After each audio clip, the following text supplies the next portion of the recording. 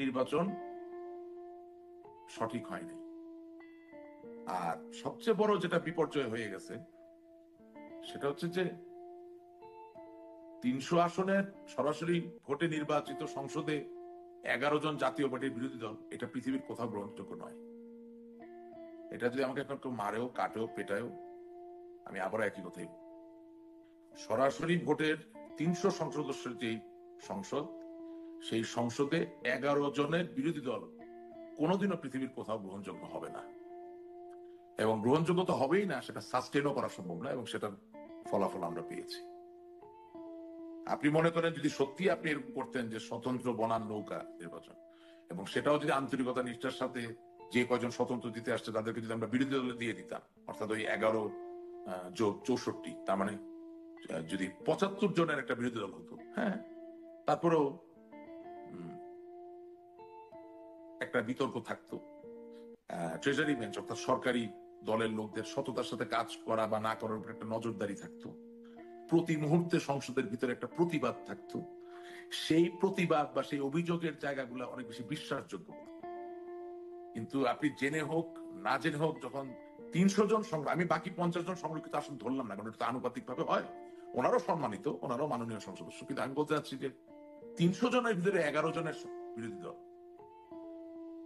this will not be acceptable anywhere in the world. In fact, Nelson Mandela ANC কে নিয়ে যখন সরকার গঠন করছে, তখনও ওই আপনার কি বলে যে এই 11 আর 289 হয় নাই আর কি।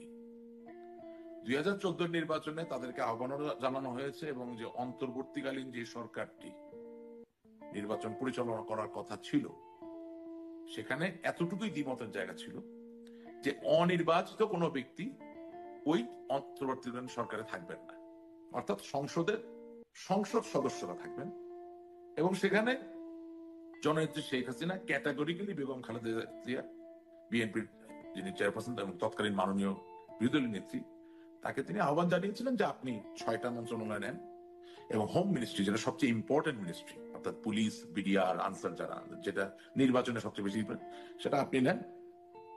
আরো 5টা আপনার পছন্দসই সম্মানিত যারা সংসদ সদস্য আপনার দল থেকে আছে তাদেরকে দিয়ে করেন। আর 2014 সালের নির্বাচনটা কিন্তু একান্তই একটা ইগোর উপর ভিত্তি করে যাওয়া হয়নি। সো আমি এই জায়গায় এটা আনবো না, এটাকে আমি, এবং নির্বাচন হতেই হতো। হ্যাঁ, 2018, 2024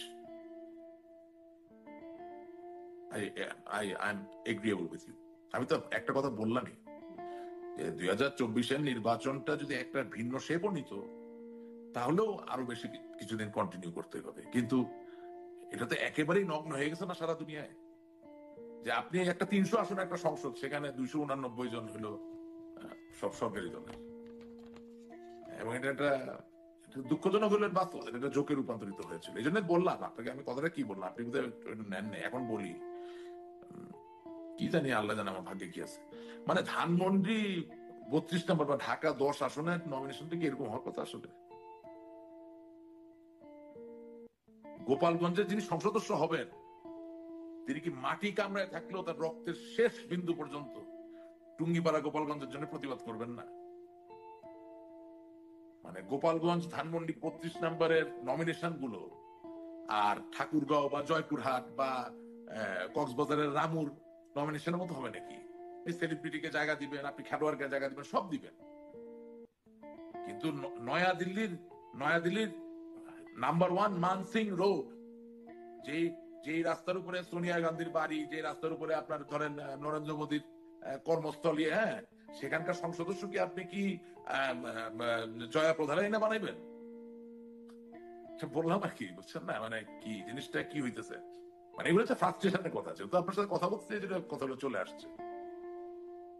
আমাদের অনেক কিছু ঠিক করার আছে, আমরা তো ভুল করিনি তা না। হ্যাঁ, আমি বলতেছি যারা ধানমন্ডি 32 আপনি থামাতে পারতেন না, কিন্তু it's a question of correctness.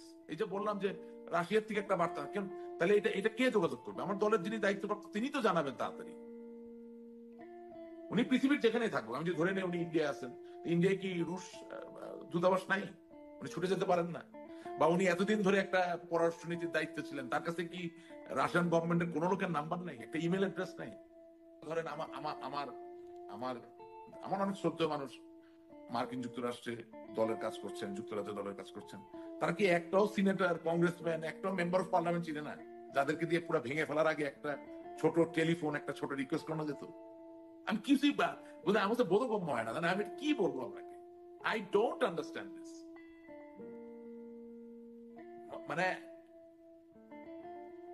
বঙ্গবন্ধুর বাড়ি ভেঙে ফেললে তো আর বঙ্গবন্ধুকে আপনি পরিবর্তন করতে পারবেন না।